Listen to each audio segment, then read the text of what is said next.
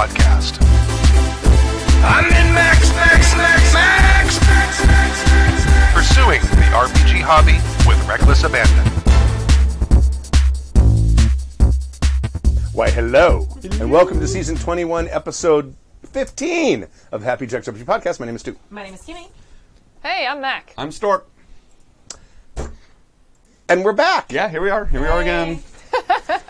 In this episode It's been of... 9 years and we still can't believe we're Is here. your switch on? I know. God damn it. Yes, it's been 9 years and we can't imagine that we're still here every week. No. Every week we're like, oh look, we're back. We made it through another week. I'm sure some weeks it's, we're back. We're back. I just can't believe people are still listening after 9 years. It's And- astonishing. Oh. I show up to this and I'm Well, some of them aren't. What? I was just about to say, I'm like, well, about that point you were making. In this episode, we're going to discuss languages and RPGs. Erica sends a question about what direction to go in her Dragon Age game. Nice. And Dungeon Master Dan sends us a confession. Confessione. But first, if you'd like to email us, you can email us at happyjacksrpg@gmail.com. Blurp. That's Who's gonna say happyjacksrpg happyjacksrpg@gmail.com. Blurp. We're also on social media. happyjacksrpg. All one word. All of it. Well, 3 of them. 3 of the words all put together. Facebook. No, It's like a German word. 3 social meteors. Okay. Facebook, Yes. Instagrams, Twitters. and the Twitters. Yes. And that's it. Yes. Just those 3. And if you'd like to watch the show live, you can do so at happyjacks.org/live. And we stream the show on Fridays at 7 p.m. Pacific time.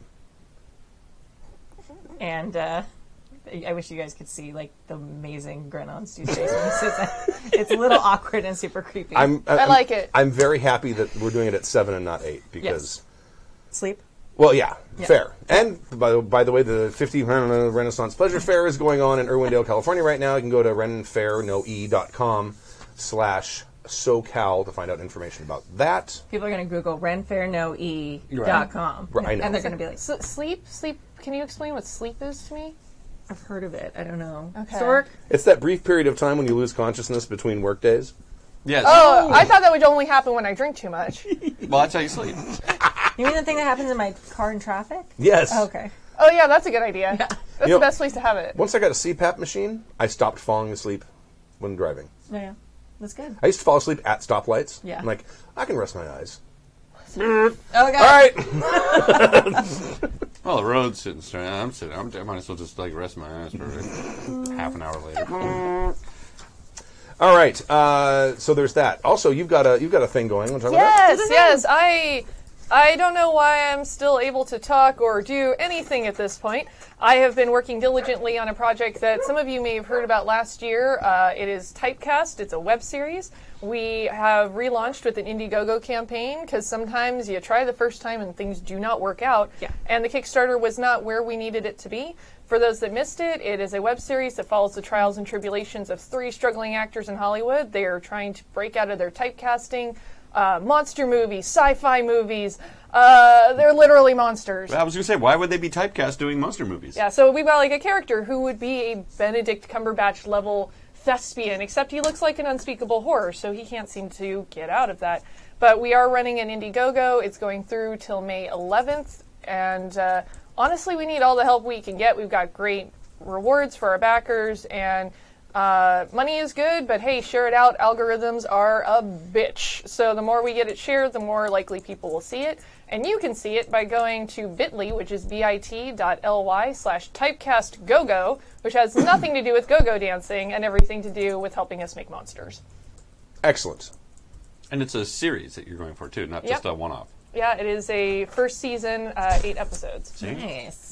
With Ambitious. actual practical monster effects, Right. too. Yay. That's part of the... Camera, That's part of lighting, the fundraising. craft service, the whole shebang, whole professional thing. Yeah, and we did a proof of concept that's on there. We did out of pocket, and we shot a faux breakfast cereal commercial for my character Abby, who is the mascot for Full Moon Flakes, and then has perhaps a Christian Bale epic level meltdown. So go to the site, watch it. It's awesome. ridiculous. The cereal box is awesome. Yeah, and it's a full cereal box. Yeah, I We had know. it all designed, all in jokes, That's and that's awesome. one of the rewards is people can get a PDF of it so they can download and make their own cereal box. That's It makes a really amazing. fun little paper craft box, too. Yeah.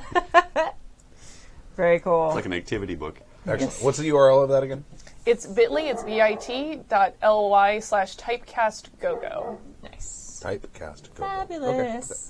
Send that link to me and I'll put it in the show notes. Yes, I can do that. Okay.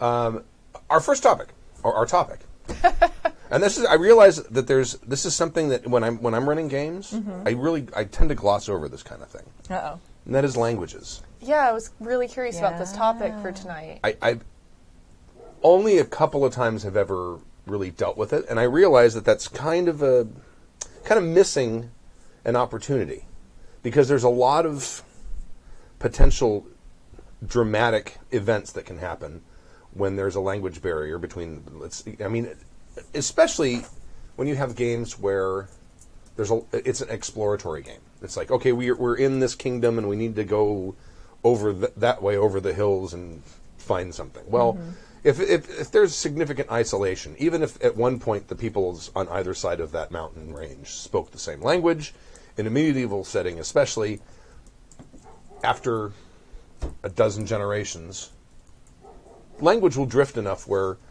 they're either going to have a significant accent and might not be easy to understand, or it may have changed entirely. I mean, if you look at, we're talking hundreds and hundreds of years here, but if we look at Old English, Middle English, and Modern English, right, they're dramatically different. Yeah. You can kind of make out a little bit of Middle English, but Old English, nope. Like the original Beowulf, Yeah. Unless you speak German and I don't even. But if you speak, even if you speak German, it's not German. no, It's something that to our sounds like German, but Germans would probably listen to Old English and go, "No, that's not German." Yeah. You sometimes can figure out like individual words. Sometimes, but not usually. But and I realize that there's a lot of stuff that can be done in game to sort of complicate or make a more interesting story with having that language barrier. Yeah. I've always kind of glossed over it because I've never considered it part of the story, which I think is a mistake, because I think it can be part of the story. It can be a layer of complication on what the characters are doing, especially if they're in a situation where maybe they're representing a monarch or something like that. So it's more like almost like a diplomatic mission. Oh, yeah. That could be horrific if someone takes something the wrong way. Yeah, I'm kind of sad I haven't really thought about using this very much, because I love fucking with my players, and this seems like the best possible way to do that. Oh, yeah. But it also depends on the setting, because some games maybe not so much. Like when I was running Razor Ridge, I don't feel like that would have come up necessarily unless they were heading down south. But if they had, that would have been a really interesting thing to throw up there. Sure. It's like, all right, who speaks Spanish? Yeah. Right.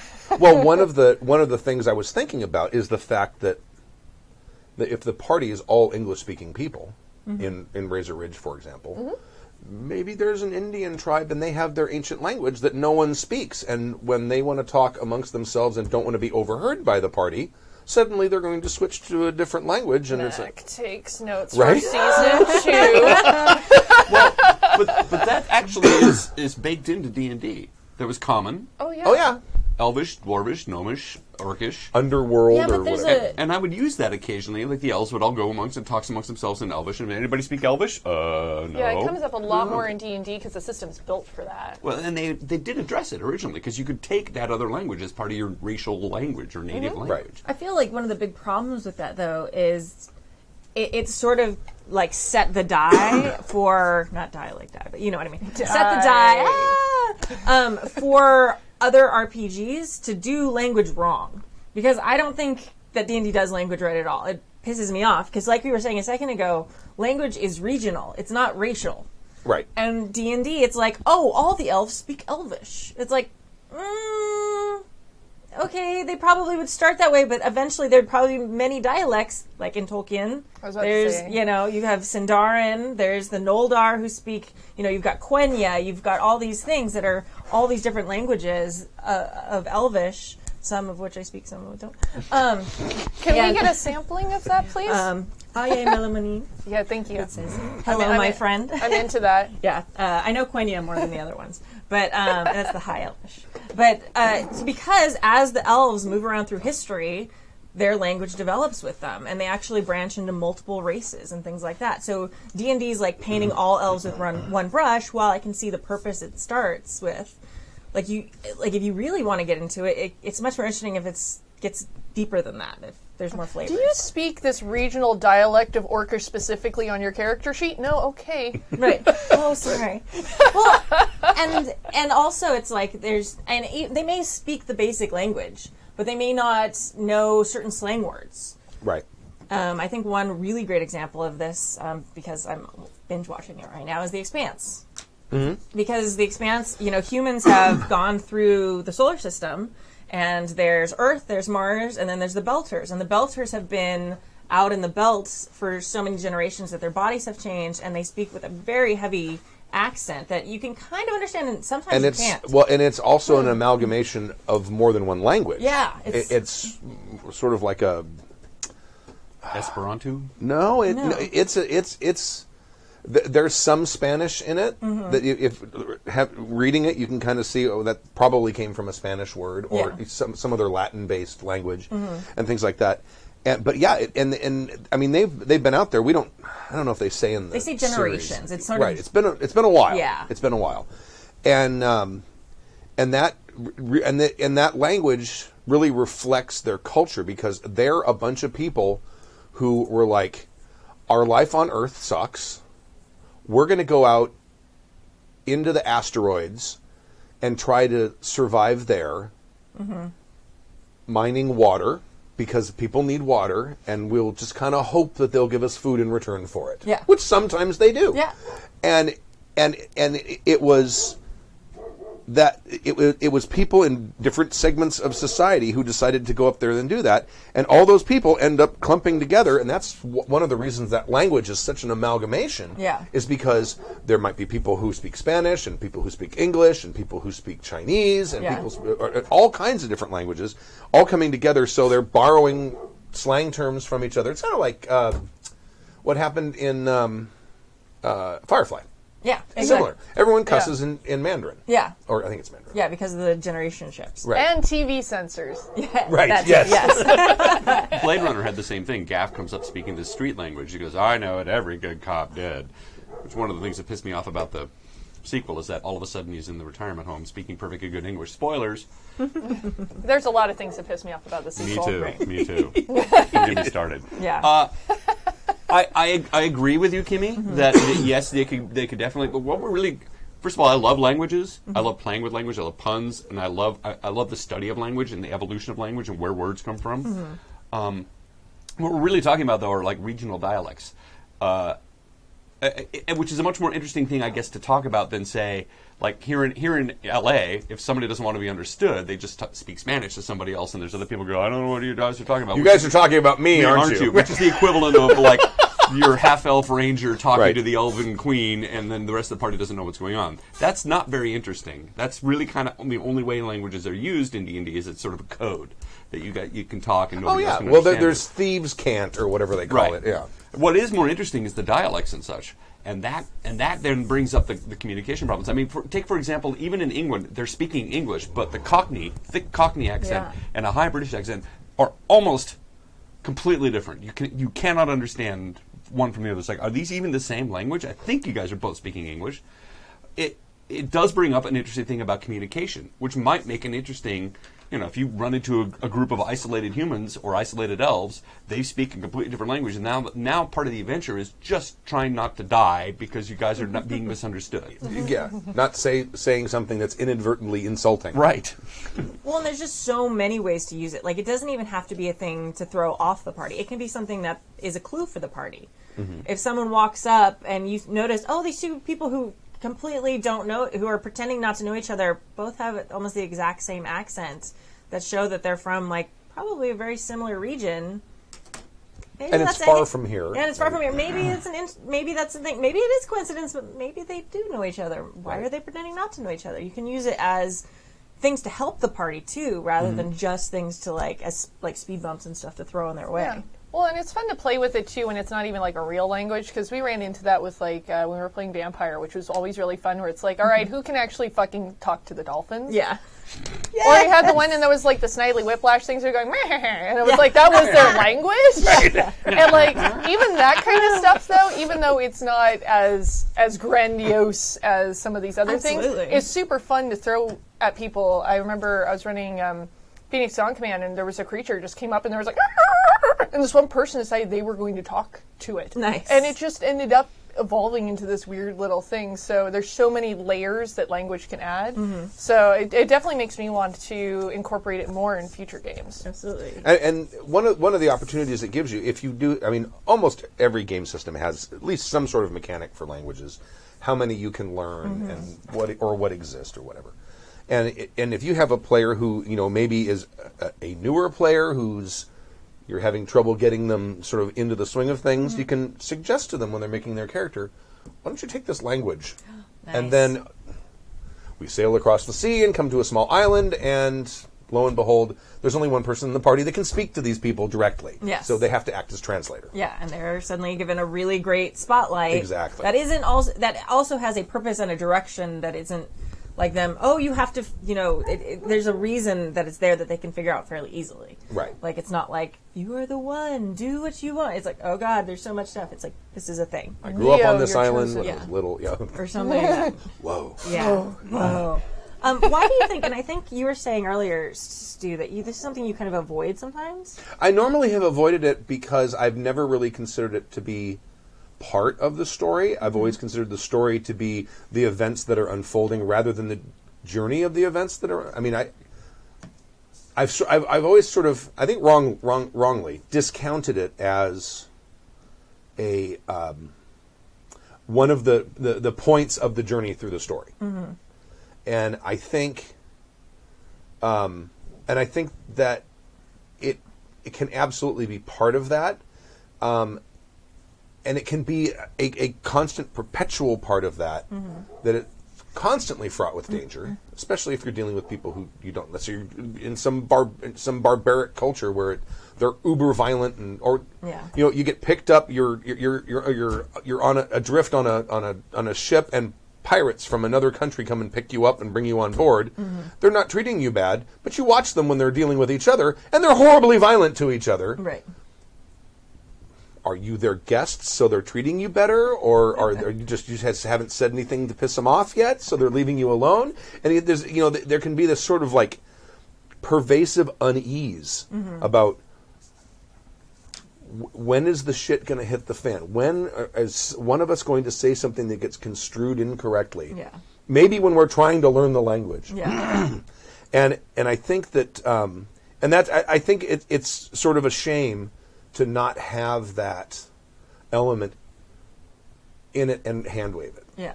The other thing that I have done in the past, I think I did in the GURPS game at one point. There was I had an NPC who spoke whatever the local language is, and no one in the party spoke it. So that they suddenly became very dependent on this NPC. And then the NPC gets in danger, and it's like, oh no, we have to save this person. This is the only way we can tell these people when we're hungry, or where the bathroom is. and I mean, and that it provides a lot of leverage in a lot of different ways, I think, to steer the story in very unexpected directions, especially when players are going to say, "Well, can I try to make an intelligence roll to explain to them that this is what I want to do? You know, I don't speak the language whatsoever, but I'm gonna pantomime it or whatever, and maybe use parts of words that I've picked up here and there, and go ahead and make a roll. Oh, I rolled a 1.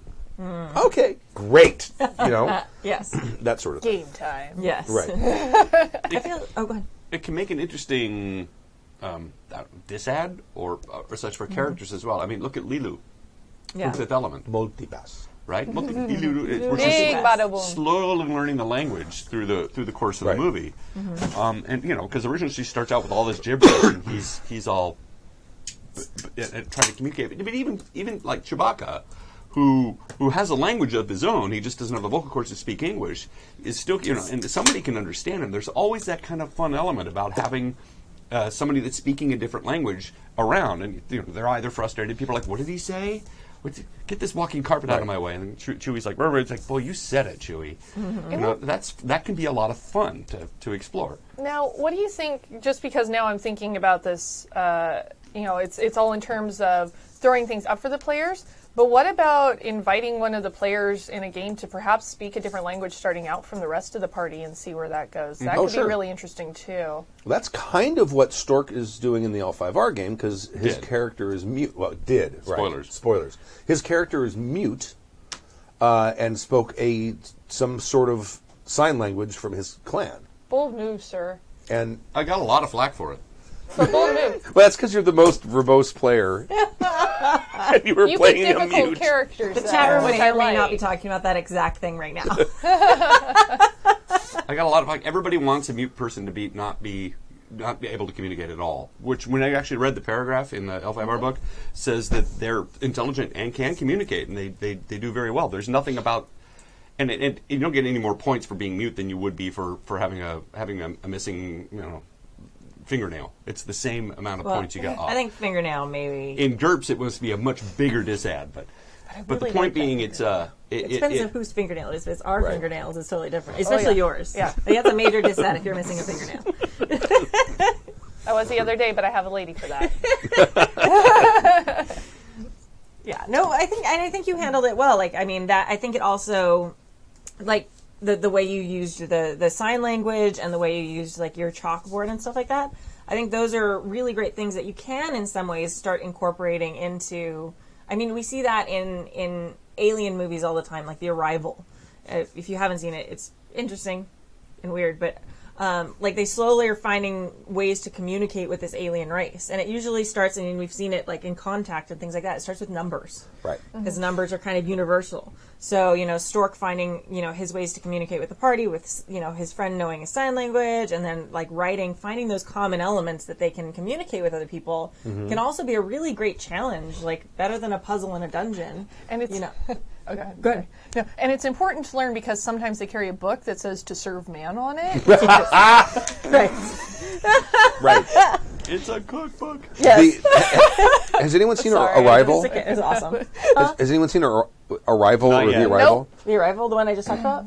No, dude, it wasn't Arrival. You said Contact. You said Contact. Well, I she said also Arrival said before Arrival that. before. Oh, you did? Contact. Okay. Yeah. Because their language in that one was awesome. Amazing, right? These weird circles with the little swirls in them. Yes. But they're almost. Ink. It's like some kind of weird ink thing that they sort of, and it makes a circle with swirls. Is it like a crop circle kind of looking thing? No, it's or- in the their air alien floating. language. I haven't actually seen the movie cool. yet, but I I've haven't made seen it it into either. the trailers. So Yeah. you can guess that their language is just sort of It's fascinating. visual. It's really It's amazing. fascinating. Yeah. And I mean, Villeneuve, right? For the guy that did the Blade Runner movie, that was his movie. Yeah. I have no idea. Maybe. You're the expert on It that had stuff. the guy that Okay. shoots arrows in it, and it had what's her name? It had Hawkeye and Amy Lois Adams. Lane in it. Amy Yeah, Adams. yeah, Lois Lane. Yeah. It might be Amy I'm not Adams, good but with- I don't want to. I'm not good with I'm not names. going to tell you what to do. I Yes, I'm Amy not good Adams, with but I rather think of her as Princess Giselle. So great. Such a great. she's also such a, awesome it's at like that, too. completely like just threw herself into that role. So great. Yeah. So The awesome. best. But I think that's really. I think one of the things. names. Now, Speaking of languages, speaking to squirrels, let me ask you: if you're in a game and you're a player, at some point, do you feel like you're going to get tired of having this language barrier? yeah. At a certain point, I mean, if you're going through the entire game and the campaign and you can't talk to anybody outside of like your group, and it's like such a constant thing, it would get a little tiring. You would hope that, if anything, you would start to absorb it, and there would be a journey to that and learning it. But if it were just consistent, I'd be like, this has been fun, but I have other things to do. You should actually reframe that, because I discovered this, which is it's not that you necessarily get tired of it; your group gets tired of you having it. Right. Because- Well, if you're talking about one player, Yeah. in that, You're talking about internal that. I was talking more like language, the but- like player to GM. That's what that's I was what thinking. that's Okay. that's more what I'm talking about is players to NPCs. Yeah. Yes. Now, one of I can take two films off the top of my head that sort of hand wave the language barrier. One does it in story, which is the 13th Warrior. Great, that's a great scene. Which there's a scene where they're sitting talking in Norwegian. I was going to say Vikingish. But they're sitting there talking, and then the camera just pans back to him, and he's looking and watching and looking. He's there. Have you never seen 13th Warrior? You know, I It's a have Viking film. surprisingly It's like, not. of the Viking films made, it's one of the best. And it has some of the best Vikings of in the it. so many Viking films. Well, there's that's kind of the Vikings point. with Ernest Borgnine. Right. Holy crap. There's Which Eric is the Viking from Definitely worth watching. Monty That Python movie. was not the name I thought you were going to say in association with a Viking film. Well, that's kind of the point. It's got him and Tony Curtis and who's the big strapping Kirk fellow? Douglas. Kirk Douglas. I'm sorry, what the fuck? Yeah. It's, Okay, I'm going to go home and immediately find this And it has movie. the best scene with horses in like any movie ever. I love that scene. Does it really? Yeah, I don't remember the that. 13th Warrior. No. We're talking. No, we're talking I about missed that. Vikings. Oh. With Ernest Borgnine. Yes, no. What As were the you Viking talking King. about that has a horse scene? Oh, I went back to 13th Warrior. Oh yeah. Because it has, like, they all have their giant, like, war horses, and he's got his little Arab, and they are all mocking his little horse. And then he's like, okay, and his little horse goes and he jumps, like, this giant barrier, because their horses can't do that shit. No. And they're like, oh. Well, their horses weigh like 3 tons. Right, no. Their horses have amazing strengths. I love those horses, too, but it was just, like, super awesome to be I like, just Antonio- imagine he's just giving them the bird as he sails right over the wall. Antonio Banderas is their Arab scholar that they use to, Yes. like, he's their historian. yeah. It would not be made today, Because he but speaks it Latin. is fascinating for what It has some great moments. There's a lot of movies that would not be made today. It's very fun. Yeah. The Vikings with Ernest Borgnine would not be made today. No. No. I don't think many things with Ernest Borgnine would be made today at all. You know? True, but even the Escape from sentiments LA? within the film. Oh yeah. And the other film, which didn't do it in story. Oh, well, let me complete that. So there's a scene where they're going around talking. They're all talking in Norwegian. He's watching, and then the scene goes on for I don't know a few minutes. It's just, yeah, and it's like a montage. It kind of. is. And then all of a sudden they just switch to English. Well, no, it's a slowly. There's a word or two creeping That's in. right, that's and right. it's Norwegian with a couple of So then I said to her, and then the fire was starting, and then I couldn't keep the fire lit Right. all night long, and it was terrible. And then pretty soon it's all in Yeah. English, and then someone says something about him, and then he responds like, "When did you learn our language?" I listened. Yeah. You had a very interesting, like, Antonio hearing you Banderas. ramble that off sounded a little bit like Porky Pig trying to get through a sentence, and it was kind of amazing. It was like, around the fire. When I went to school in Denmark for a year, I realized that Danish and Norwegian sound a lot like English, only backwards. I learned a It's thing about really Slark. good hold if I had to eat them. I think one thing about this, and I think it's one of the reasons I'm a little hesitant to do it, is because I don't speak other languages. Right. And I have a very small number of good accents that Right. acceptable accents I can do. I don't have any good accents. Other than my Valley Girl, which is like damn spot on. For sure, like totally. But When you live in the valley, it's shut kind up. of a gimme. I didn't always live She in the wasn't Valley. born there, though. Yeah. It doesn't matter. It absorbs Absorbs into into you. you. You can hear the IE in her. It was really watching all the Buffy as a kid. I've been rewatching Buffy this week, actually, prepping for Monster Hearts. Yes, absolutely. But so I feel like a lot of people, especially as a GM, sometimes I'm hesitant to include languages because I can't like fake it well. Right. So, Well, do you think that's important? Do you think no. it's okay if you're like, hey, they speak Spanish to you, and then just say it in English You can or just, whatever language you you can just speak? say they're speaking a language and you don't speak it. Blah blah blah blah. That's what I would do as well, because I have accents that I can do to a passable degree, but doing a full-on replication of another language, no way. But I think you can kind of hand-wave that a little bit. They don't understand it anyway. That's true. Right. What's a good way to use languages other than just as an inconvenience to the players? And I mean this in the broad sense. Like, for the most part, they encounter somebody that doesn't speak the language, they have to communicate. Sorry, haha, yucks, whatever. But then then that's over, and then they move on. How could you use a language difference, maybe for over That's the easy. long term, without it being? It could be a perfect adventure hook. That a spy is caught inside the king's castle and is killed, and they find a letter that he wrote that he was obviously trying to send to someone, written in a language that no one in the city understands. Yeah. So we have to go take the letter someplace else where they speak that language and translate it. I mean, that's just off the top of my head, but Yeah. I And mean, like I was saying earlier, I imagine there's all kinds of opportunities like that along that vein where it becomes part of the story or part of the objective is we don't understand this language, and we need to understand this language. Right. You know what I mean? So how are we going to do that? And that could be incredibly dangerous, especially if there's some rival kingdom on the other side of the mountains that's sending spies over here for some reason, or assassins. And now we're going to go and try to infiltrate this place. And there's no way people are going to think we're locals because we don't speak the language. And we're going to try to find someone. Can you tell us what this says? Yeah. Because It's rife with danger. The one thing that popped into my head that to make it an interesting, like integral part of the story would be something like Shogun, where the Richard Chamberlain character is literally a stranger in a strange land, is the only one left, and he has to learn Japanese. The culture's different. The culture's different. So let's say you have a party of Vikings that wash up on the shores of Rivendell.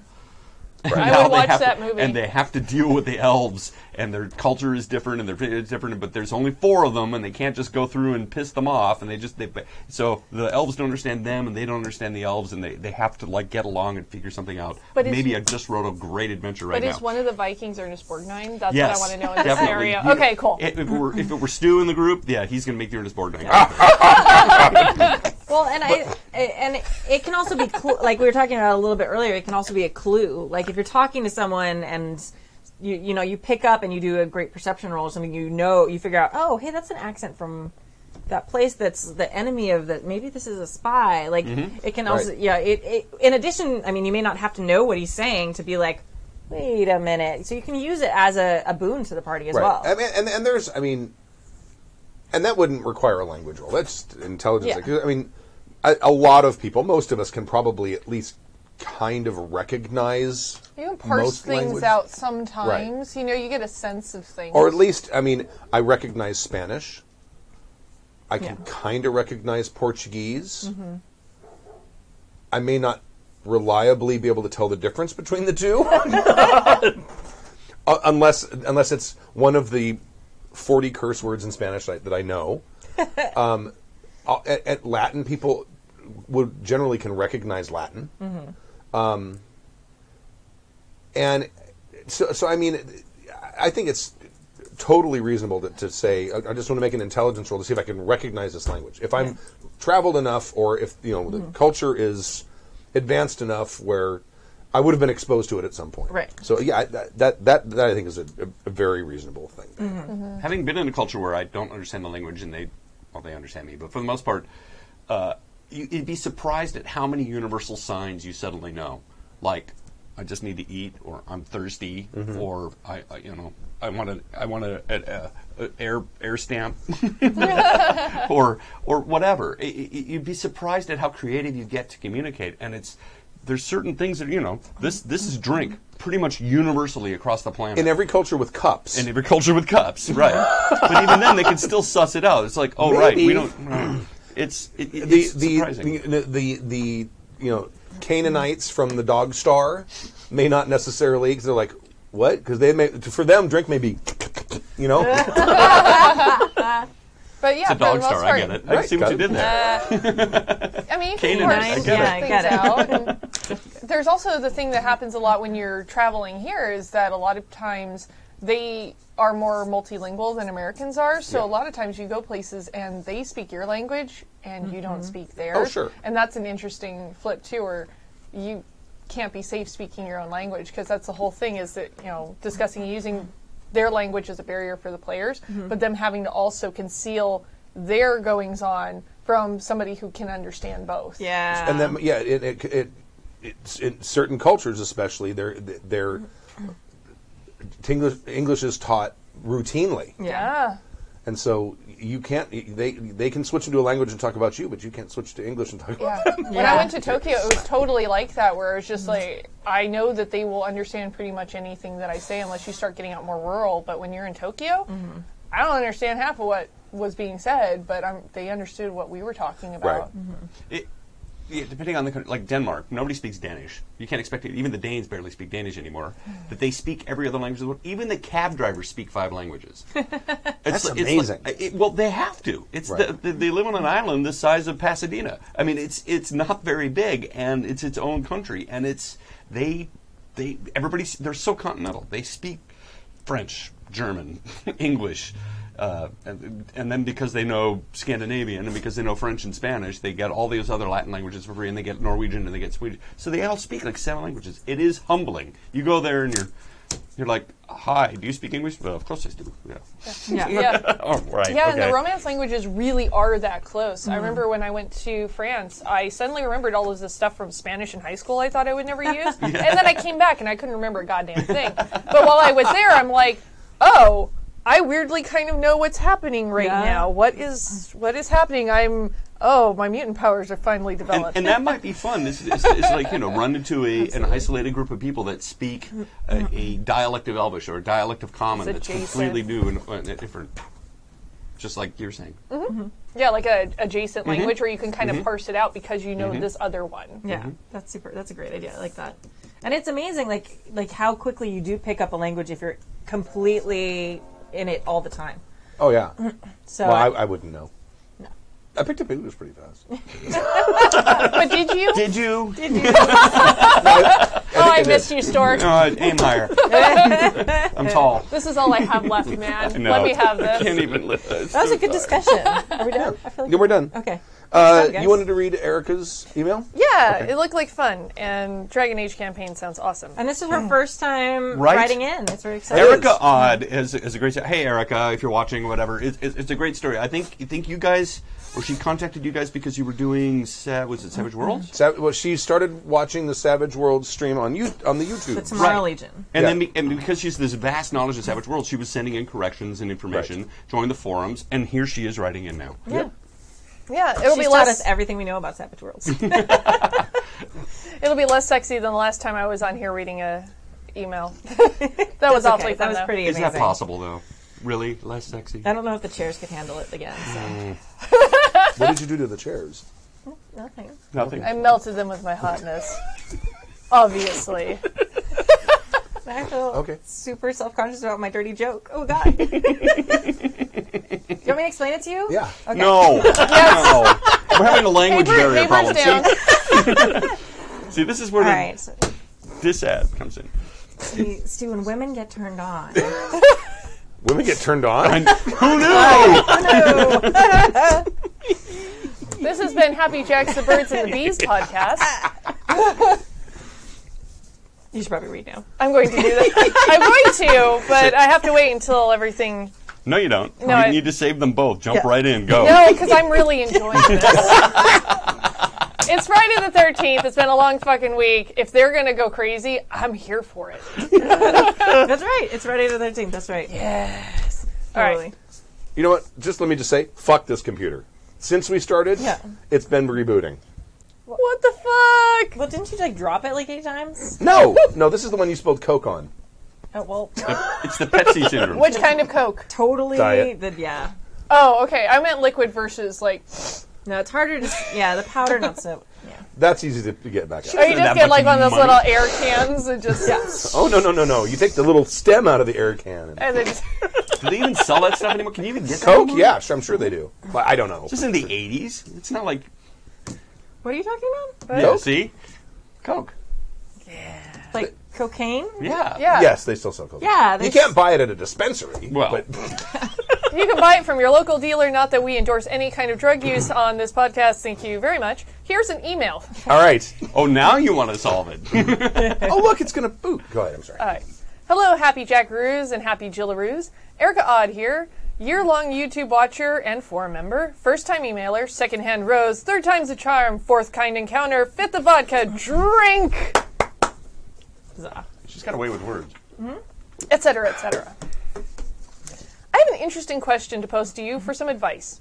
I am the GM of a Dragon Age campaign and have come to a fork in the road and have to decide which way to go. Left. Always go left. No. Bear left, right, frog. I was just going to... Oh, I'm dialed in tonight, guys. That's what exhaustion does. Exhaustion in beer means Mac is on it. On it. Like someone on coke. Should we do the song now? Moving right along. But first, a little backstory, which But is literally in this, yeah. The PCs were mercenaries working for a nobleman, called an Arl in the setting. The gist of the story, without getting too far into the weeds with detail, is that a horde of darkspawn, humanoid monsters, sort of like the orcs of the worst kind, had taken over a small village and its keep. They all hired the PCs to enter the keep through a small sally port and open the doors to keep gate. Speaking of languages, What? small sally port and open the gates to the keep from the inside. Meanwhile, the Arl's forces would clear the darkspawn from the village and take the keep. Long story short, too late. The heroes find out. Her words. It's right here. Her Yeah. words. I'm reading it exactly as dictated. We're not being a-holes. Well, we are, but not in this particular No. instance. Not to her. The heroes find out that the Arl has actually driven the Darkspawn into the village intentionally. He wanted to take over the keep and use the monsters to do his dirty work so that he could ride in like a conquering hero and save the day. The PCs revealed this information with proof to some of the local lords, and the end result is that now they are in charge of the keep. Good job, players. That's cool. Now, here's where the dilemma comes in. The players have expressed a lot of interest in a session of court intrigue and politics as they present their case to the king. However, that's not the direction I had planned. See, in Dragon Age, there are demons, evil spirits that are associated with some kind of negative emotion, usually one of the 7 deadly sins. My idea was that the Arl had secretly been replaced by an envy demon, which can take human form, and this demon fixated on wanting that keep. That's why I did what I did. That's why it did what it did, rather. I would have picked sloth. It really is one of my favorite sins. It is. Really. Super unsurprising.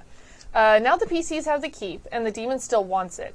My plan was to have the demon shed its guise as the Arl and take another form in order to gain employment as the Chamberlain for the characters who's acting as the Lord of the Keep.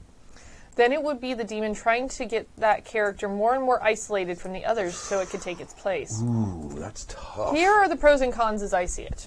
Courtroom. Pro. This is what the players are expecting and are rather looking forward to. Con. I'm not really sure how to bring this all together. Demon as Chamberlain. Pro.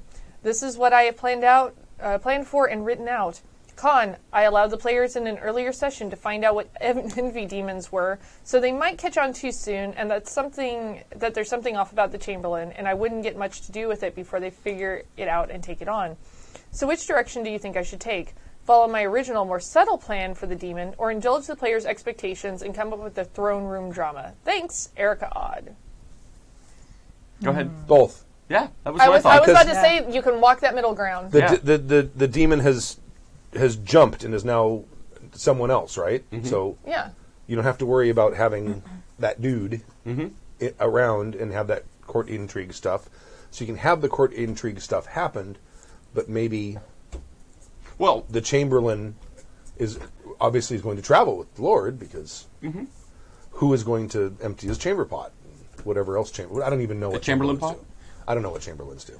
I was thinking that it I might have take, no it idea. might take a little while for this demon to take over the Chamberlain, and meanwhile you can have this courtroom drama. Right. Yeah. So I don't see any reason that you can't do both. Well, in my understanding of the setting, because Dragon Age is based off of the games, which I fucking adore. I know, it's amazing. Is that things are subtle. There are a lot of subtleties with the demons in that game, so I think there's another thing that I would consider with this is they are expecting one thing, so use that as a red herring while you're working on this other thing on the side that they aren't expecting. So if you change your trajectory a little bit so that it actually, you kind of get both. Yeah. You can kind of go, here's what they're expecting. I'm going to do that as a red herring and go ahead and let that go forward. Meanwhile, you're building this other thing around the side that's going to catch them off guard. And one of the cons she mentioned to the demon as Chamberlain thing is that she's already introduced them and she's afraid they might catch on quickly. But if they're distracted by a bunch of court intrigue and getting all into that, they may not even notice. And she may be able to drop some fairly obvious hints that this thing is actually a Yeah, demon. players are fun like that. Sometimes you're like, this is really obvious, but I guess not. Right. Except that here's the kicker to that is I'm not really sure how to bring this together when it comes to the courtroom drama. See, that would be the hard part for me because courtroom drama is not really my forte. That's a very complicated back and forth to have a courtroom drama. Are we talking? Well, it's not courtroom. It's Right. It's more like a royal court. Well, a royal court, but we're saying courtroom as in it's not a Anatomy room where of a the Murder. court is. right. It's not Perry Mason. Yeah. But Although still, that but- would be cool. But even then, having all of that, and it's the back and forth of all of these different people in positions of power. You know, it's Well, I mean, just off the top of my head, just initially, are they important enough to have access? Mm-hmm. If they're not, the answer to that very well may be no. If they're not important enough to have access directly to the king or monarch or whatever, then they have to start currying favor with other people around the court who do have the king's ear. I mean, the process of being able to go up and actually address the king could take months. Make them make the hard choices, which is a lot about what Dragon Age is as a video game. And I haven't actually gotten to play the system, but that's why I was really intrigued by this, because it seems like it's very tied to that, is that game forces you to make hard choices to get what you want. Right. And I love that about the game, is that there's very little gray ground where you can just kind of walk the middle line. It's like, it's this thing or it's this thing, you pick. Right. And very easily tying that in, there may be some lord or duke or what? Well, they're all earls, I guess. But there may be one who has curried favor with the monarch and the player, and wants something. Maybe there's a land dispute between him and the player character lord, and maybe you have these farmlands. We've been fighting over this for a while. If perhaps we could enter into discussions about a more equitable solution to this, I might be willing to speak with His Majesty. And, and there's all kinds of things that I would recommend, maybe if you are stuck on how to, where to even start, find an L5R book and read what courtiers do, because it does give you an idea and an example of how to play that courtroom intrigue, that politics game, that socialite game. Not steal the courtier per se, but it gives you an idea of how to do a courtroom or a court or that royal intrigue, and then keep it interesting. Or find any old vampire book and read about or find some parts of it that talk about the inner workings of Elysium. Changeling too. Yeah. A bunch of there's also a bunch of costume dramas that you can watch. Like a lot of stuff like Elizabeth, Golden Age. Like there's a ton of stuff where you can see all these people vying for power and position, trying to make each other look bad without really obviously making each other look bad, trying to get that access like you were talking about, and how long it can take. Or if you do something amazing that really catches their attention or really pleases them, then maybe it doesn't take so long. Or, especially if it's something incredibly risky. Yeah. And I feel like you can always... It's funny, people get worried about the cliches when they're running games, but sometimes stealing from other sources is a really great way to go about stuff and modifying it from other books, from stories, because it's different watching it versus playing it as a player. Oh, yeah. I took a lot of direction from Captain America Winter Soldier when I was running my first campaign, because the whole, Hydra sub-agent plot was really good. Definitely look to other media, and you can totally pull from other media, and it will still be exciting for players because they've never gotten to live it. And it will be barely recognizable Exactly. because you're transplanting it into an entirely different genre. Yeah, you reskin it basically. Right. But yeah, go to other guidebooks. It doesn't have to be all from the same system. Yeah. Right. Erica's in the chat room right now. She says, the really scary thing for me, one of my players is a tenured professor of political science. There's no way I could live up to his expectations of politicking. I would say, let him come up with it. Yeah. Right. Yes, and the shit out of him. Whatever he comes up with, that's totally a thing. Our basic premise: build the problem, let them come up with the solution. That's right. Come Absolutely. up with a complicated, convoluted courtroom system. Yeah. Don't worry about how are they going to figure this out, especially if you've got a guy there who's a political science. Although political science professors actually being good at politics are... That is a false assumption. Those who can't do teach. My right? minor is in political science. Sorry. And, I had a lot of political science professors. The one thing I know about them is they drink. But More than most professors I've found. he may be that in real life, but what is he in the game? Oh, sure. That's Right. the other thing, too, is make them stick to their guns. You can always question players if they're making choices that seem very outside of the bounds of their characters.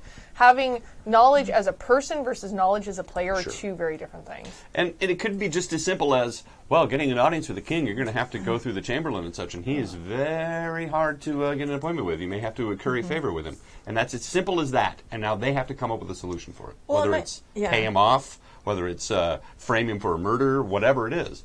That's something that simple is all you need to throw at them, and then let them spin the drama out of it. Go ahead, Kimmy.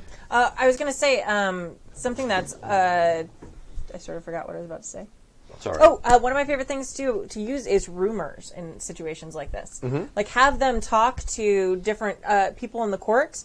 Some of them give good information, some of them don't, and the players maybe don't know, which is which. Maybe even the other NPCs don't know which is which. When I did Mission Imbartable, we actually we created like a list of 10 rumors, some which were true and some which weren't. Right. They didn't know which ones they were. Yeah. And depending on how well they rolled or who they talked to, in fact, if they rolled and got a success, we threw a rumor at them. Yeah.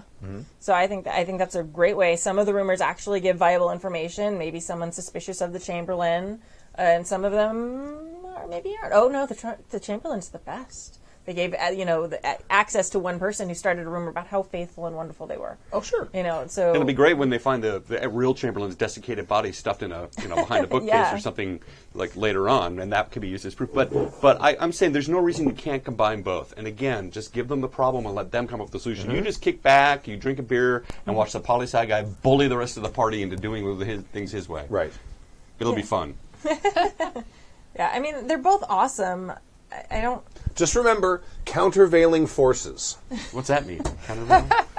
That's forces that are affecting a political situation that are not directly involved in the conflict. Et tu, Brute? No, it's Shakespeare. Yeah, So- he was a countervailing force, and he killed them. Well, yeah. So I feel like I mean we didn't have a straight answer for you. I don't think, but because I don't think there is. No, one. I think do both. Yeah, and and Rather than this or that.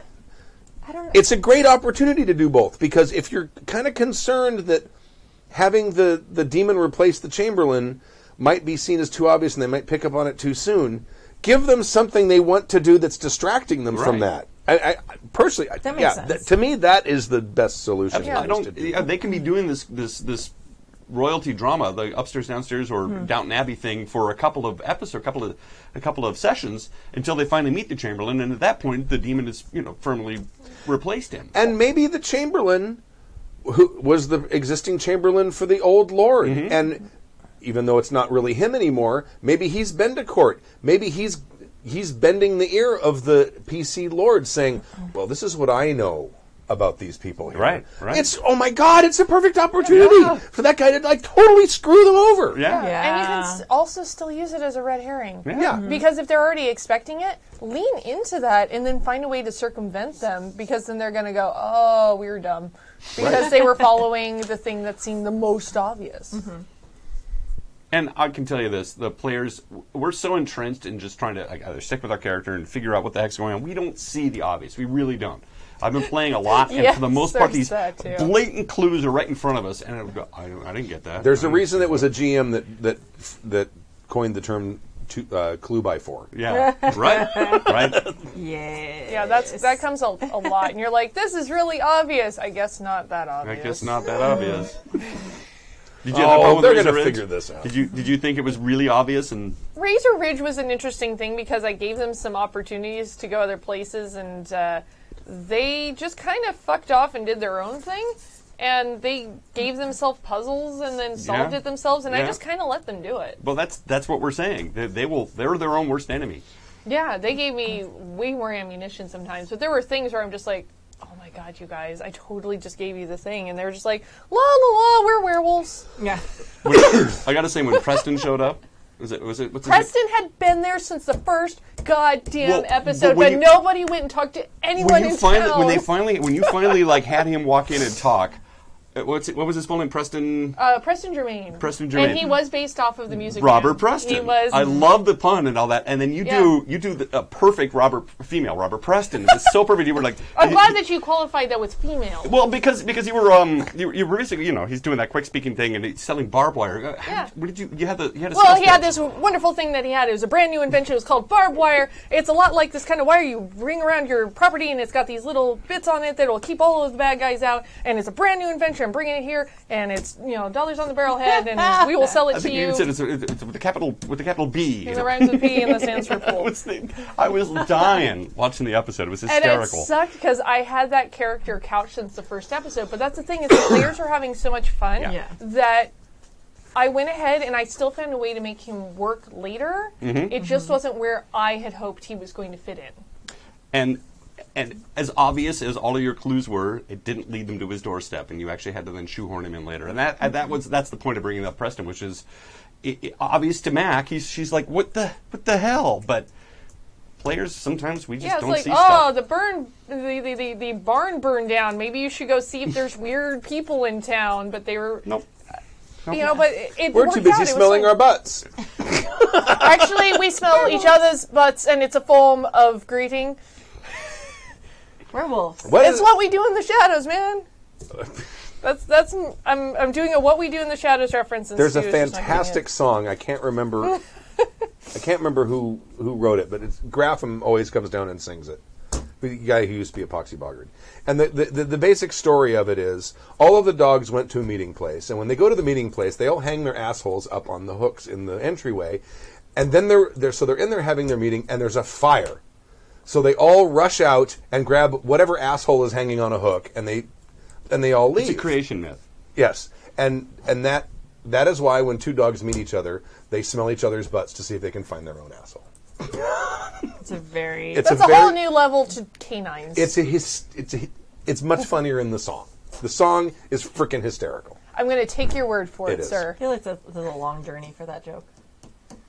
No, I could totally use But that. how many in the song- languages are involved in the That's journey? true. And in Right. what dialect? Like a regional dialects are involved in the sniffing of the Are they buttholes. regional butts? They are. They must be.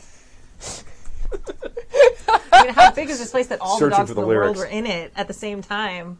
And how do many they hooks were there for eventually the go to heaven? buttholes? I need answers. I know, right? The Dog's Party is the name of the song, and there Okay. it is. I am found it. shocked that you guys let me come back and do this again. He's bringing up dog assholes. I think you're one of us. You belong. All right. Hopefully we sufficiently answered your question, Eric. Odd. I believe we did. Yeah, she says a good input and thank you. I gave her... Also, The I answer. like your screen name.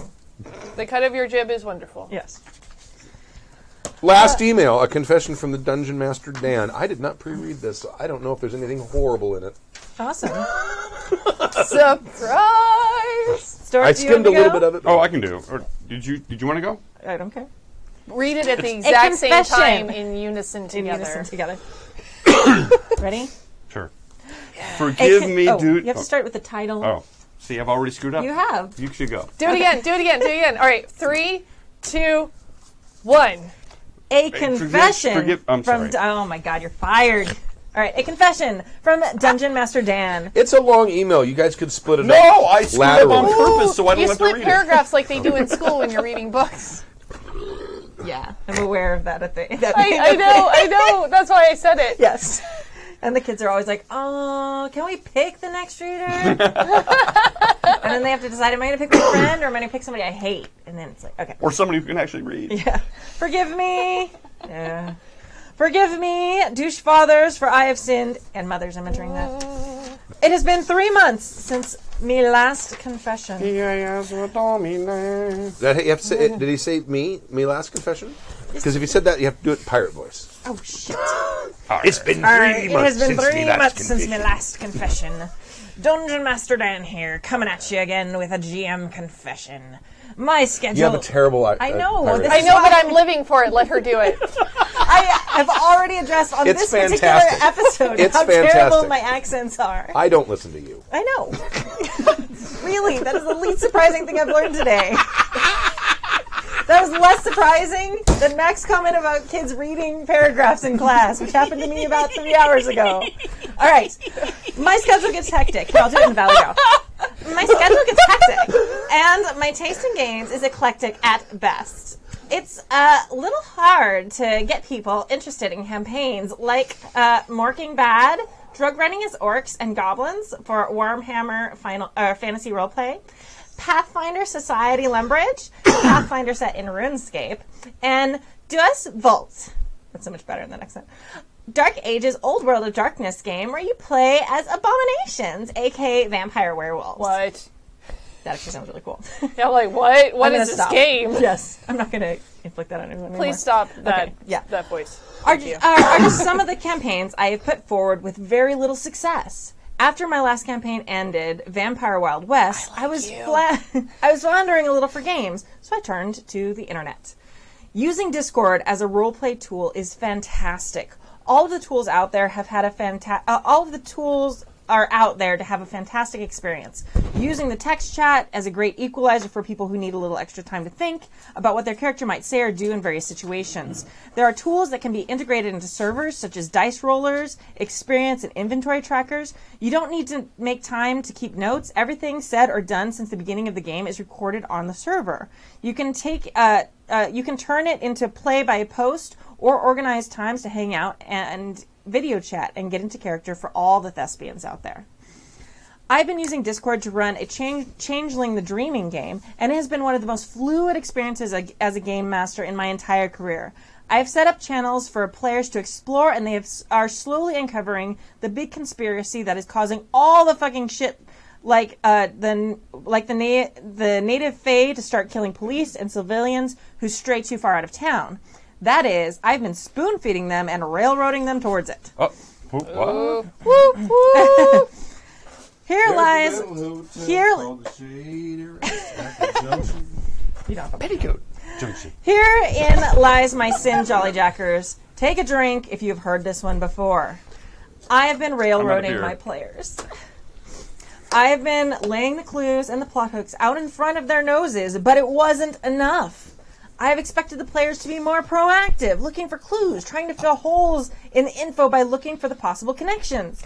If they came up with a possible answer that worked, I would have been happy to change the plot to fit it. But they haven't. That's not railroading. No. Wait. Okay, but it gets worse.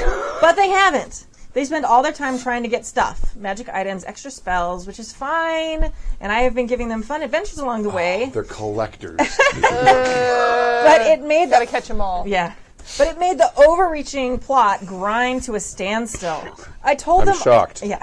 I told them all an important scene was about to happen and that they should try and log in if they could. I forced them through NPC coercion and plot Contrivance. Yeah. It's a very British, Contrivance. To continue the investigation to the point where they had a name to investigate, a solid lead to chase up, and an NPC could have some idea. Could have had some idea and let them know where to find out more.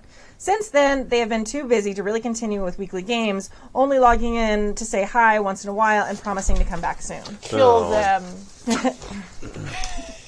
I'm sorry, what? Tell me, have I fucked up, Happy Jackers? Sincerely, Dungeon Master Dan. P.S. I am drinking right now. Are you? Yes. P.P.S. I would have, but Mac didn't bring me a beer when she said she would. I didn't say shit about bringing you a beer, sir. No, you went to go get beers and I thought you got pointed beer and for I me. nodded. Hey, I was asking Stork, if there were more. Oh. I muted your mic so you can go up and get you and me a beer. Problem solved, motherfucker! You just don't want to hear me and Mac fight again. No. I love hearing you and Mac fight. It's Our favorite pastime. Right. P.P.S. I have an old gross horror story about someone trying to perform illegal and immoral sex acts and ERP in my old game. Want to hear it? No, thank you. Go ahead and send it. Unsubscribe. Go ahead and send it, and I'll run it by the censors. There aren't censors. He's the only You censor. mean the spam filter? No, my spam filter doesn't it doesn't filter porn. Otherwise, you get no emails. You just have to really think about it. Is it worse than fucking a cheeseburger for XP, or more interesting than I'm sorry, did you just say fucking a cheeseburger for XP? Yeah, you got to catch up on Yeah, that. it's a long. Oh, let me turn your mic back on. Thank you for the beer. Yes. That was one of our previous horror stories. Yeah. So you have to think, if it's not as bad as that, it can definitely probably It's be the read. horror story that started the horror story emails. Yeah. It really is the worst horror story ever. Yeah. No, it's not the worst Not horror the story. worst ever. horror No, story. that's true. It's the worst That's true. horror story that is still funny. Yeah. I'll tell you about It's hard to victimize a hamburger. that. We'll But tell you is about it- that one off air. We'll tell you about it off air. not. It I is felt awful. personally victimized by hamburgers, Certainly. so I feel like turnabout is fair play. Sure. Right. So, do you guys think he was railroading?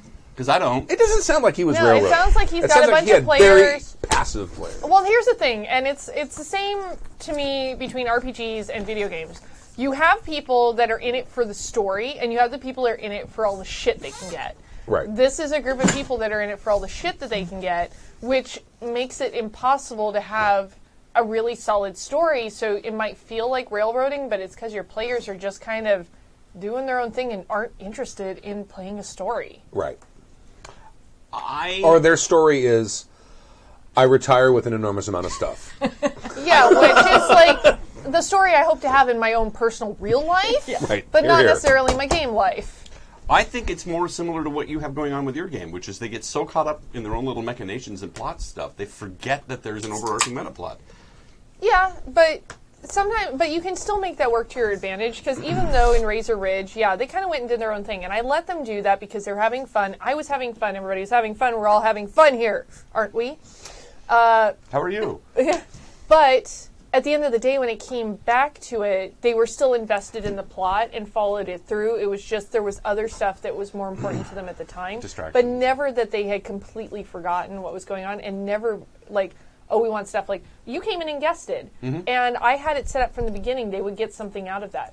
They didn't play it as if like, this weird person has shown up in our cairn. I'm going to try and see what shit he has. Or kill him and loot his body, which would have been interesting, but that's not what they did.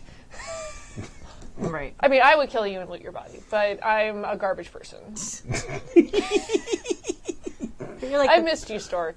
you're like the pretty burning fire dumpster, though. We like looking at it. I like a dumpster fire with beautiful eyelashes. Like amazing green fire. Like, Ooh, that's when you put in like copper and shit into the fire, Right. so I'm a very expensive fire. Yeah, you're like a dumpster fire outside of a chemical You're waste plant. expensive, high quality. you know, that's probably the nicest thing you've ever said to me, Stork.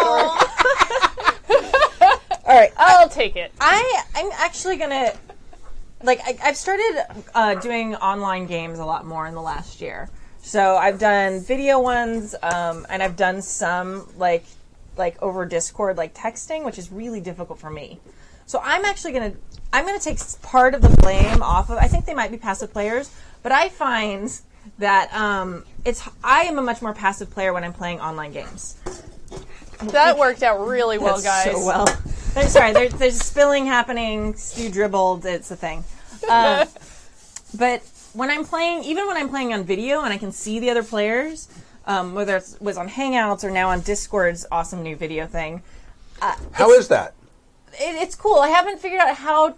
It's better than Hangouts was. The quality is good. I mean, there's not all the cool things. Like, you don't have, at least I haven't found the dice roller that shows up on the screen yet. Whatever. Which was my favorite thing about. I love that on Hangouts. I'll just trust players. I don't care about that. Well, yeah. Well, it was just easier for everybody. It was just like, boom, everybody saw the. Like, it wasn't that I thought they were cheating, but it's just kind of neat to have it there. Sure. But so there's not quite as many things built in. But I don't know. I find that I am more passive of a player when I'm doing it online, just because I don't want to talk over people. It's a little bit harder to read the room. If someone's going to do something, it's like when you're sitting in person with them, you can kind of see them like lean forward and they like take a breath. You don't always notice those. Exactly. I just wanted to demonstrate. Yeah, it was beautiful. But you don't always get those cues on video, and you definitely don't get them if you're in a chat situation. Sure. So I feel like sometimes people are less apt to be more aggressive players or more active players because they don't want to step on people's toes. When I ran the GURPS fantasy game for some listeners, there were four or five of them. The first 2 or 3 sessions, we all, me as well, had to get used to playing a game, because playing a role-playing game with people, there's a certain level of intimacy to it. Yeah. There really is, because it's sort of like we're going to create a shared fantasy together. And when there's this technological separation between you, especially if you've never actually met, if you're like you're playing, it's probably going to accelerate much faster in what you're doing, because you're playing with people you know, right? But these were all people who didn't know each other and didn't know me, except through the podcast. Yeah. But after, it took like 3 sessions. Yeah. But all of a sudden, players started getting comfortable. They started really portraying their characters more, and we all kind of got used to the fact that there's a little bit of a lag or latency, I guess, in the video chat. and everyone started automatically accounting for it. And it by the third or fourth session, it felt like a regular game. Right. Not totally. It's not the same as being in the same room with people and looking them in the eye. Yeah. But I can see it's a good replacement for a regular tabletop game. Absolutely. It's just, but you got to give it some time. And I think that's an important conversation to have with the players before the game starts. It says, look, this is going to seem really weird, especially if you're used to tabletop games. Mm-hmm. But it's eventually not going to be alien. It's going to seem normal. And once it does, the game can take it. Has a chance to take it. And maybe that's part of his problem, because he talks about, he's trying to encourage people to log in and get the clues, log in for that game and stuff. It sounds like he's got people that are just sort of treating it sort of casually, almost like, I'll log in for a couple hours, play, and then leave. It's different also when you're playing against other people and you're playing with other people versus, like, to me, this sounds like the kind of shit people do in video games, like I mentioned, where it's like, I'm just going to go grab shit. But when you're interacting with other people, it's different. Mm-hmm. And it should be different. It should be. Not necessarily is, though, because... But it should be. There's a large percentage of people who, on the internet, don't think other people are people, and certainly don't treat them like people. That is Really? very true. Yes. Mac and I, as women on the internet, don't. Like, we don't know. You guys are brave. I mean, I get bad reviews on the forum, and I dwell on it, and you guys just must get You're so scared you haven't even joined Facebook. No, I mean, it's... And have you quit yet? No. Oh, okay. Dude, it's out of fucking control sometimes. You're just like, really? That's the thing that you went with? Crazy. Yeah, it's baffling, but I mean, it's hard to play with other people. It's hard to interact with anybody online. Yeah. I mean, even just if you're doing a podcast and you're doing it remotely and you can't see the other people and trying to figure out when you can kind of jump into that conversation, it's very, very difficult to figure out that timing. But once you get going, you can find that rhythm. Yeah. And it's actually, this has been very interesting to me because I've been considering maybe trying to do some GMing online, because I'll get people that are like, oh my god, I want to like play in a game with you, and I'm like, I'm really curious to see how that would go to actually do it online. I've never actually run a game online before. The MOOC just ran, let's plug one of our APs, the MOOC just ran Darknet, and it's all is it on Discord? Is it on, we're doing a chat, like video conferencing software called Zoom. It costs money because it's a higher resolution because we stream the game. Sure. But you don't necessarily need that. Like, you can totally use Discord for it. And yeah, that's been a great experience. It's actually the first campaign I've done on video stream. I've done like guest spots on other people's like one shots and things like that. Yeah. Which is like what you're talking about, where you're like, all these people I don't know. And then you're trying, like, completely, like, don't know them at all. Let me tell you. Talk about intimidating. Yeah. Because, I mean, going to a game con, even the very early game cons, there's always at least one player at the table that I know. Yeah. Now, I know them all. Yeah. But back in the first couple of cons, after we started the show, there'd be like real collector. one. Yeah. There'd be like one person I know. Yeah. But that was at least. But you're also, when you're sitting around, like, with people in person, they won't be the raging assholes they're capable of being online. Right. Yeah. Right? Because you can hit them. Yeah. Well, I think that's my theory as to why they aren't that way. Well, also, you can also, as a GM, read their body language. Like, if they're all having a shit time, you can tell. And you're like, all right, change course. You can't always tell online. No. Now, if you could look at their computer screen and see that they have another browser window open and they're doing something else, with that porn that they don't have a spam filter for, right? It does bring up There's a cheeseburger sitting right there. It does bring up the worst horror story that was ever written in. We won't talk about that's the horror story that must not be made. And I will argue with you that you don't always know what players you're going to get, because I play with people I've never known before, and sometimes they sit down on the table and then it's an agonizing 4 hours to just get them out of there. Yes, or get those players out of there. My point of that was it was less intimidating. Yeah. It's less intimidating, at least to me, to sit down with actual people at a table sharing the same space than it was doing a game online. Yeah. Plus, there was also the added sort of pressure of the fact that these are listeners who think you're God. No, but But think I'm a being a good dick for GM. you. Yeah. And I am a good GM, but it's like, oh, now I got to prove I'm a good GM. And that's a super stressful thing. Totally. Right? Yeah. People will be like, yeah. "Oh, I'd love to play in a game with you," and I'm like, "That's okay. Why? Why?" It's super terrifying in the first couple times. And I you do it. think that's one of the reasons so few hosts have run JackerCon games. Yeah. I kind of want to, but I'm also mildly terrified that I'm going Right. to suddenly forget how to GM or talk. Well, I think more than that, because a lot of our GMs run games at Strategicons, so it's not necessarily that they're afraid of running it, but I Different think thing. right. But I think Different it's thing. that online component. A lot Yes. of GMs are really nervous about running online, and having done it a couple times now, like it's less scary. But the first time was for It's- JackerCon. Yeah.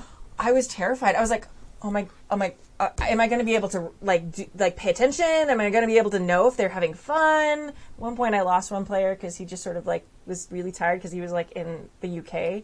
It was literally 4 a.m, and he was drinking, and he just sort of at one point slumped, and then he didn't come back. Oh no, that character but the video was suddenly so died for no reason. He was having so much fun until he just his body Wasn't gave out. anymore. I remember You didn't hear him over the microphone aspirating vomit or anything, did you? Okay. And I checked later; he was still alive because I messaged him. He's like, "I'm really sorry." It turned into a snuff film Yes. accidentally. He'd been basically gaming all day at JackerCon. It was his 4th game of the day. Oh, okay. And he was it just Kurt?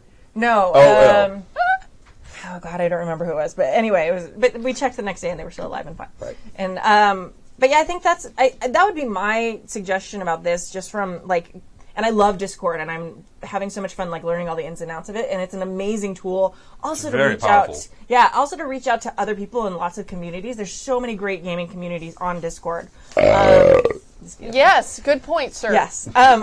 But I think that might be part of it. If you're going to run it on Discord, try and have that time where everybody's on at the same time. Yes. And which can be totally hard. I get it. And that was difficult for us. We had one guy in Yeah. Florida and someone in Seattle and another guy in Texas, and I don't remember where I think there were 2 in Texas. Yeah. And then, me, and I was still in the same time zone as the Seattle guy, but we had to find a time when we could all get together, and plus it's really easy to cancel. Yeah, it's so easy. Because because you're between the screen, they're not real. They're not right? people, Yeah. You can call them assholes and douchebags and do Yeah. all kinds of stuff, and you can cancel at the last minute because fuck it, it's not a real person. Yeah. Right? That's a what- great segue to what I was going to say, to get back to his email, which is I think that perhaps your meta plot might be too ambitious for the time commitment that these guys can have or have, because much of the stuff that they're saying is probably what your players are encountering.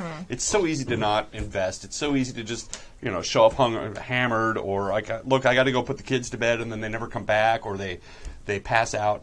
I have a feeling that maybe you just should adapt to what they're doing and stop getting hung up on your meta plot, and because it sounds like they're having fun, but they don't have the time to commit to the plot that you are Right. giving them. Or maybe even use that as a hook. If they're picking up treasure, maybe some of that shit's cursed. Yeah. And use that to your advantage, too. Yeah. It's, kudos for running something online. Frankly, I've been very, very spoiled. I'm intimidated by running anything but live games now, which seems like the opposite of how it should be. But I've only ever run live games where people know that it is a live thing and it's people who are performers and want to be there. I'm terrified in some ways to run something that's not that, because I'm like, oh God, what if these people are just like, well, fuck you, I'm tired, I don't want to be here. And I think that's what he's encountering. Yeah. Yeah. Well, and it could also That's scary. it could also be that this is just an incompatibility thing. Yeah.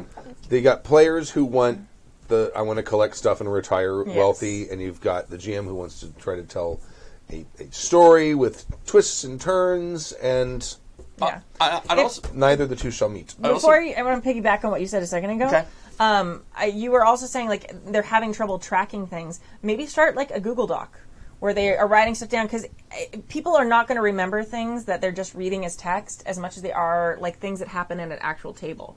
So if there's a big plot point that you think, oh, they're all going to remember this, if they're just reading it, and especially if they weren't actually playing when it happened, if they're just reading it back as text, they're not going to remember. So I feel like that might be also something that they're really running into. So when big things happen, have a shared doc somewhere Or put a channel in your Discord. Put one of that's just notes. Right. Assign a Samantha. At the end of every session, write a summary. Yeah. As the GM, because you're the one who says these are the important plot points, at least that I think are important. Yeah. And write a summary and present that to them at the beginning of the next session. Say, Right. Here's what happened last time. Yeah. Plus whatever you can remember. Absolutely. There's also a significant amount of people out there still who play role-playing games to get shit.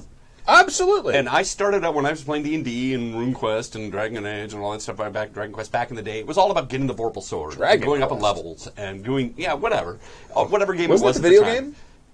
What was the video game called? The animated one. The animated one, yeah, that was. It's not. Is it Dragon's Lair? Lair. Dragon's Lair. Dragon's Lair. Anyway, Yeah. it was all about getting shit and getting levels and getting strong and stuff. Only recently, having come back to it now in your, after adolescence and maybe once role-playing games have grown up, it's more interesting to me to tell the story. Mm-hmm. So, but I know for a fact there's still people out there that play games to get shit. I mean, I'm not going to talk about the leagues that are out there. Oh, oops. But really, it's about gathering stuff and getting levels and getting points and moving on. Which is totally valid. If that's what you like. But you, as a GM, you just kind of... I also think that... that there are GMs that like that, too. But if you're not the kind of GM that likes that, then you got a problem. I also think there's people out there that don't know that there's other options. That's all they know how to do. Mm-hmm. That's all they know what a role-playing game is. And they don't know to even try for maybe a chord intrigue game. Well, you should make them listen to our show. But there's maybe they just like that. The last time that I was on here, which was my first time, one of the things that we talked heavily about was setting expectations before the game starts. Sure. Setting expectations makes a world of difference, and then you know if you're all on the same fucking page or not. Yeah.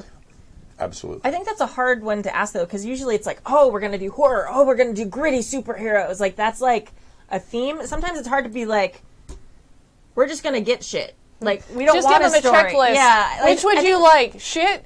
Or character development, and let them check boxes, and then whichever they pick more of. What's character development? What are you guys talking about? Yeah. In my experience, a lot of players will lie because they're just looking for a game. Yeah. And they'll say, "Oh no, yeah, I'm big into story."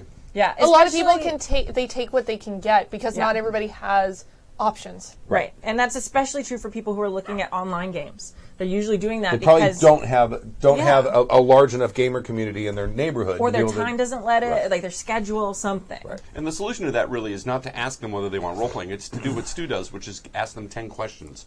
Who's your family? Who do you care for the most? What was your job? Whatever they are. Not all of your families can be dead. Not all your family can be dead. Yes. At least a third cousin. Right. Please. Right. Give me that. Throw me a bone. because now all of a sudden they're filling this stuff out going, why is this important? Yeah. I just want to go get a Vorpal sword. It's like, well, maybe your evil cousin has it. I need a Vorpal sword. All of that Vorpal sword. But that's how you circumvent the whole, tick the box if you want role playing, tick the box if you want to gather stuff, because players don't often know. It's like, I just want to play, man. Right. Whatever you throw at me, I'm going to do. And then you realize later, oh, they just want to get shit. Well, and if they haven't played an actual tabletop game before, then they're going off of their other game experience, which usually is about getting shit. Right. Yeah. Right. Yes.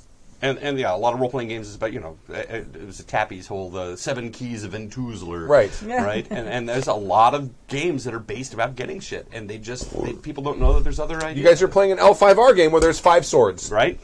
The 5 swords of Entuzler. Entuzler. And all we do is not get them and do anything. You got besides- one. You got one. Yeah. You should have. You shat. You got off the pot. No, you didn't get off the pot. You shat. Okay. Should have got off the pot. Yes, I got it. Yeah, sure, okay. No, yeah. It's a long journey. Are there languages I'm there involved? with you. There will be many twists and turns. Is it regional dialects or racial dialects? What is it? What is that? What was it? Shanghai Noon. This has been a long journey. What's It's been a long journey.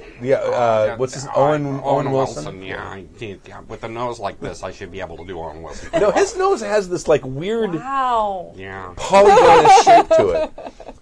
Well, he has a fucking broken nose, that's why. Is that why?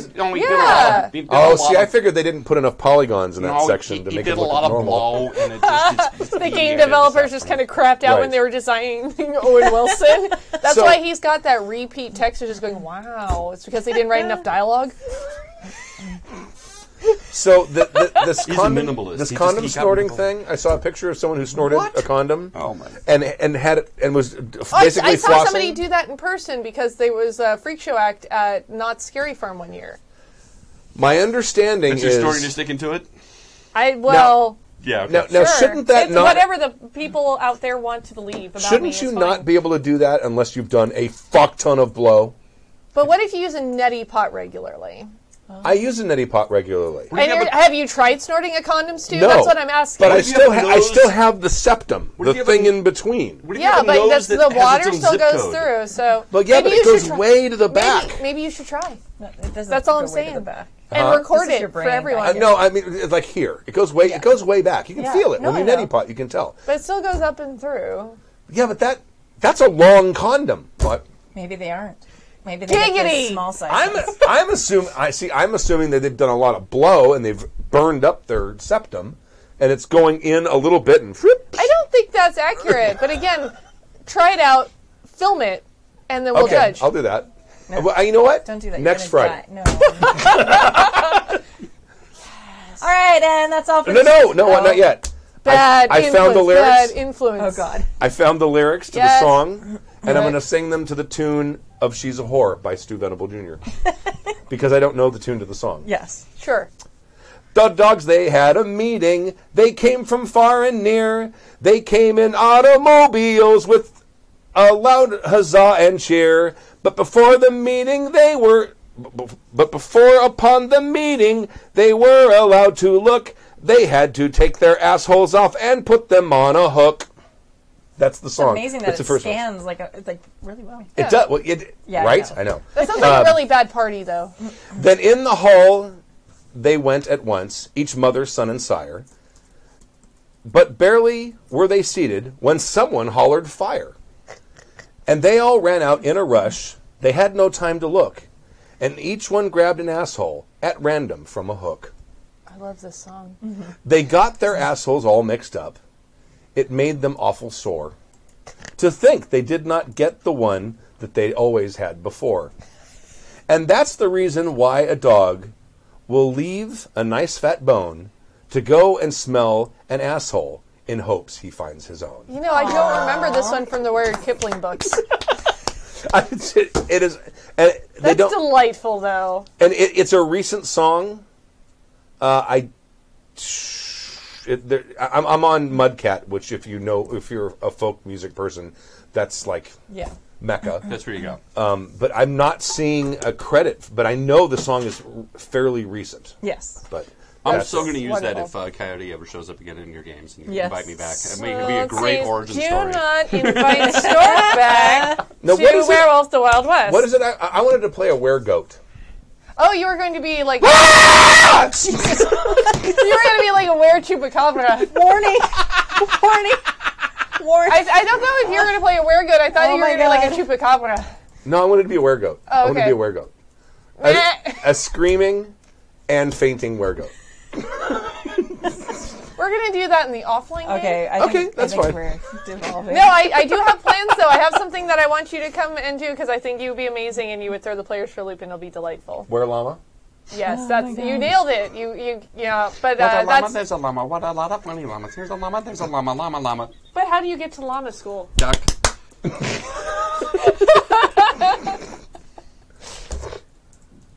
Oh, he's thinking way too hard about it now. Okay. Are we done now? Yeah. I think the screaming kind of sealed it. I think we're done. Yeah. This last weekend at fair, my kids are working at the petting zoo, right?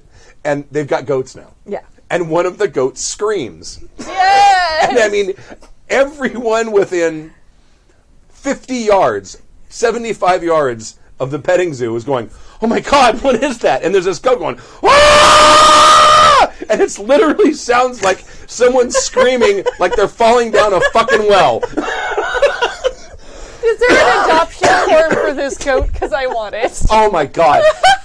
Well, and I'm with an eye shot. 'Cause we can see the place. And I'm like, and we all turn around and look at this thing, and there's this Wah! Scream going on. It's higher pitched though. It sounds like a woman screaming. Yeah.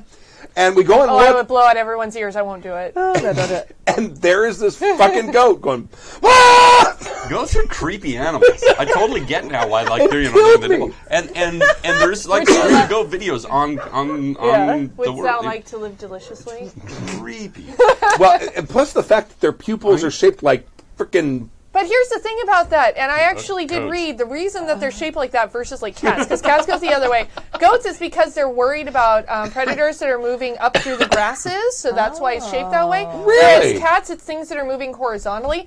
Horses also have the same eye shape as goats, but they tend to have dark eyes, so you don't see it. Yeah. No kidding. Yeah. Yes. I'm going to have to look at Science a drop. horse's eye. I have maybe looked at things on the internet way too long sometimes. Lonely long nights. Maybe that's why I've never been like creeped out by goat's eyes, because they look like horses. Goats freak me out. Because they have this weird, like, almost hourglass-like shape to them, like sideways Yeah, hourglass. it's so that they can see things moving better on a vertical level. But cats, you notice it's the opposite way. It's because they're looking cats' for prey. eyes are. Yeah, like but they're that, looking for prey to move horizontally. Got That's it. why it's shaped that way. Okay. Interesting. Cool. Ba-dum-bum, ba-dum-bum. Well, they just make them round, and then they can see both.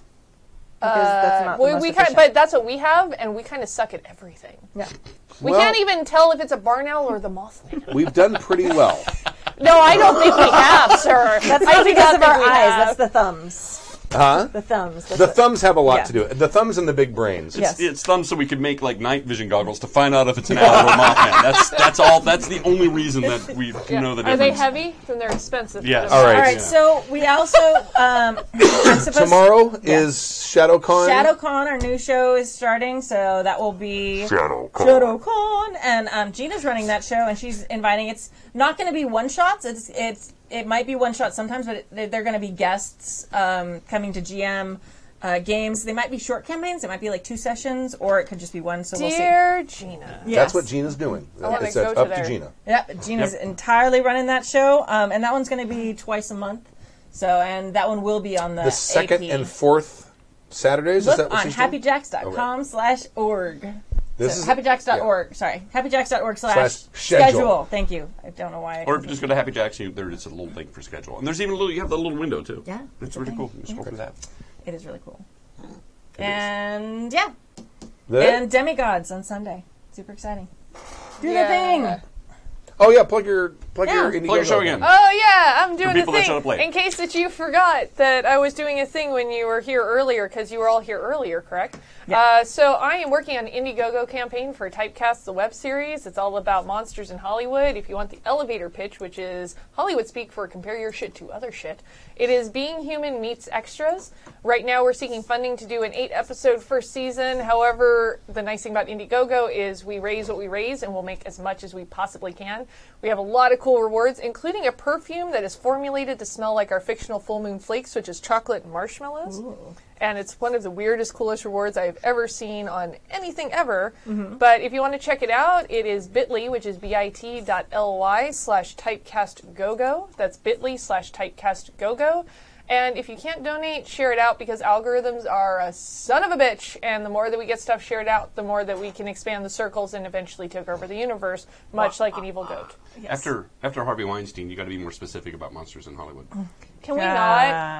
Actual monsters. All right. Yeah, these are literal, actual, like, werewolves and bog people, and he qualifies as none of those things. He's Or just maybe he does. trash. I actually wanted to know how you got around to getting a scent made for you, because that sounds like a journey in and of itself. So my friends at Black Phoenix Alchemy Lab have a daughter who is absolutely delightful, and she is in our proof of concept video. Yeah. And when we were discussing what the backer rewards would be, they said, we can make a perfume that smells like So chocolate cool. and marshmallow. That is so cool. And it's a wearable scent. Like, I actually have a vial that's a sample scent, and it doesn't smell like... It's not like you just took a bath in Lucky Charms. It's very wearable, I but was it's going to kind say of... Cocoa Puffs. Actually, our cereal... Okay, fun mini story. Our cereal for our commercial is actually the chocolate pebbles. And then what we did is you can buy marshmallows in bulk online. However, you can't if they're the moon shape, which we found out, and that's a weird thing to know. So we bought 2 family-sized boxes of Lucky Charms, upturned them into bowls, and sat there on my floor, and we picked out all of the moons, which are at a lower mix ratio than all the other fucking shapes. So you had to for go some get reason. more. Well, no, we found enough, but they were precious. We had like a baggie of the moon marshmallows, and we're like, this is all that we have. We've got an 8th. Yeah. And we had to be careful about how we placed them. Yeah, we had an 1/8 of moon marshmallows. No, that doesn't surprise me at all. That's completely how Hollywood works. Seriously, it's every time. It's like, you know how hard these are to get, man. But yeah, the scent is actually very wearable. It's a really nice perfume scent, and it's unusual, and it's kind of got these nice kind of cocoa and marshmallow notes to it. And it really is, though. It's like the fanciest cereal perfume on the face of the planet. It's so awesome. But we have lots of cool stuff. Awesome. People can pay to come and be a monster extra and actually get put in full makeup, which not a lot of people get the opportunity to do. So, but like I said, if you can't donate, which I hope you can, any amount really does help us. Share it out. Tell everyone. Scream from the street corners. Be a goat yelling at people. Whatever it is, we need your help so that we can make some really cool shit, because indie filmmaking is fucking hard. But they don't want audition tapes. Or maybe you do. You don't want audition tapes. Please don't bring up audition tapes, Stork. I would really appreciate it if you would not do that. Sorry. You can edit that part out. No, but can we? We don't edit. No. I make a really great sort of upper lord vampire if you're casting. I've got a date. I can get He can send you some headshots. How does anybody feel about Stork You see my maybe headshots? mysteriously disappearing and never showing up again anywhere for the rest of forever?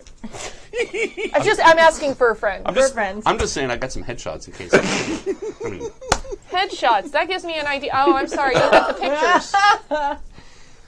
Okay, hit the button for Do you mean like double tap? No, or stop talking and hit the button.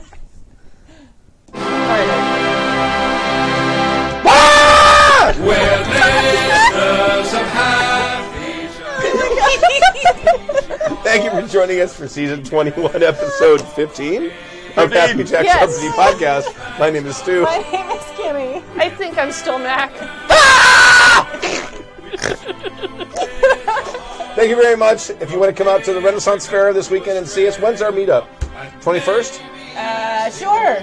It's No, 21st? it's not the 21st, because it's the weekend after the 28th.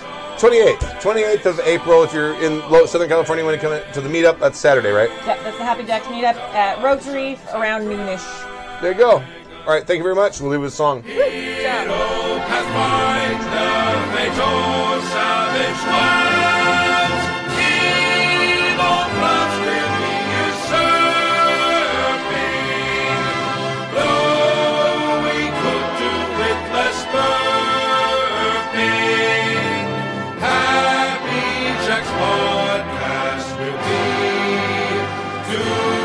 douchebags all. Room for a lad that's come from seas. Hey, jolly broom man, That gladly now would take his ease. and therefore make me room man. To France, the Netherlands, and Spain. Hey, jolly broom man, I cross the seas and back again. and therefore make me room man. Yet in these countries there lived I, Hey, jolly broom man, and valiant soldiers I've seen die. and therefore make me room man. 100 gallants there I killed, Hey, jolly broom man, besides a world of blood I've spilled, and therefore make me room man. In Germany, I took the town. Hey, jolly broom man, through the walls there upside down. and therefore make me room man. At Tilbury Camp with Captain Drake, Hey, jolly broom man, I make the Spanish fleet to quake, and therefore make me room man. when the Spanish fleet did call, Hey, jolly broom man, I drove them back with fiery balls. and therefore make me room man. From Erin's Isle they held their boast, Hey, jolly broom so I ran their ships into the coast. and therefore make me room man. At Holland's Liga, there I fought. Hey, jolly broom man, But the service proved too hot. and therefore make me room man. And from the league returned I. Hey, jolly broom man, Naked, hungry, cold, and dry. and therefore make me room man. But here now come past the globe, Hey, jolly broom man, and I'm returned as poor as Job. and therefore make me room man. And now I'm safe returned here. Hey, jolly broom man, Here's to you in a cup of English beer. and therefore make me room man. Here's to you in a cup of English beer. And therefore make me room man. The preceding program has been a presentation of the Angry Folk Media Empire. Bum bum bum bum bum